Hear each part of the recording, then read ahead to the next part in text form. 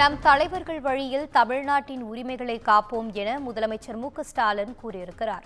தமிழ்நாட்டின் பல பகுதிகளை நமக்காக போராடி பெற்று தந்தவர் எனவும் மு.க.ஸ்டாலின் குறிப்பிட்டுள்ளார். தமிழ்நாட்டின் பல பகுதிகளை நமக்காக போராடி பெற்று தந்தவர் குமரி தந்தை மார்ஷல் நேசமணி என்று முதலமைச்சர் கூறியிருக்கிறார். தமிழ்நாட்டின் பல பகுதிகளை நமக்காக போராடி பெற்று தந்தவர் குமரி தந்தை மார்ஷல் நேசமணி என்று முதலமைச்சர் கூறியிருக்கிறார்.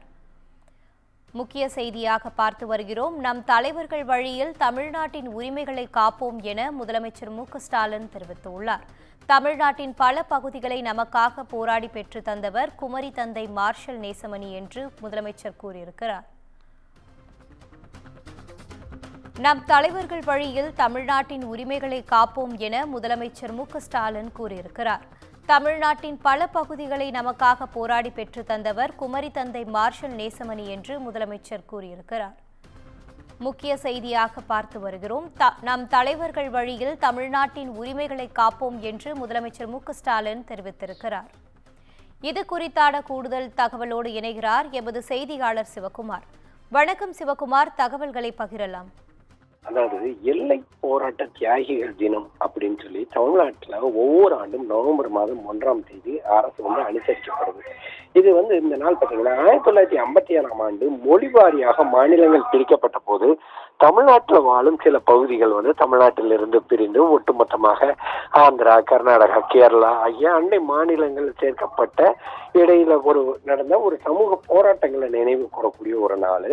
முக்கிய அம்சமாக பார்த்தீங்கன்னா தமிழ்நாட்டோட எல்லைகளை தமிழ் பேசும் பகுதிகள் மீண்டும் ஒருங்கிணைக்க போராடியவர்களை போற்றக்கூடிய நாள் அப்படின்னே சொல்லலாம்.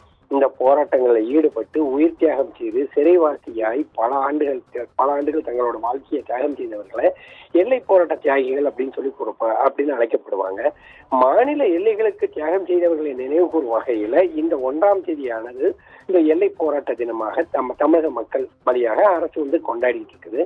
இந்த நிலையில இதை முன்னிறுத்தி என்ன பண்ணிருக்கிறாருன்னா தமிழக முதல்வர் மு.க.ஸ்டாலின் அவங்க ஒரு ட்வீட் ஒன்று வெளியிட்டு இருக்கிறாங்க. எப்படின்னு பாத்தீங்கன்னா இந்த நினைவு நாள், அது தமிழகத்துல அனுஷ்டிக்கப்படக்கூடிய இந்த நினைவு நாள் என்றென்றைக்கும் போராடுவோம் அப்படின்னு சொன்னதோடு இல்லாம இந்த நாட்டோட பல பகுதிகளை இணைக்க போராடிய குமரி தந்தை மார்ஷல் நேசமணி, அதே மாதிரி சிலம்பு செல்வர் மாப்போசி உள்ளிட்ட எண்ணற்ற போராளிகளுக்கு எல்லை போராட்ட தியாகிகள் நாள் அன்னைக்கு தன்னோட வீர வணக்கத்தை செலுத்துவதாகவும், போராடாவிட்டால் நமக்கு சொந்தமான நிலம் மட்டுமல்ல வாக்குரிமையே கூட பறிபோய்விடும் என்றும் அப்போதையே சுட்டிக்காட்டி சென்றுள்ள நம் தலைவர்கள் வழியில் தமிழ்நாட்டின் உரிமைகளை காப்போம் அப்படின்னும் தமிழ்நாடு போராடும், தமிழ்நாடு வெல்லும் அப்படின்னு சொல்லி தன்னோட ட்வீட் வெளியிட்டிருக்கிறார். இனிதா,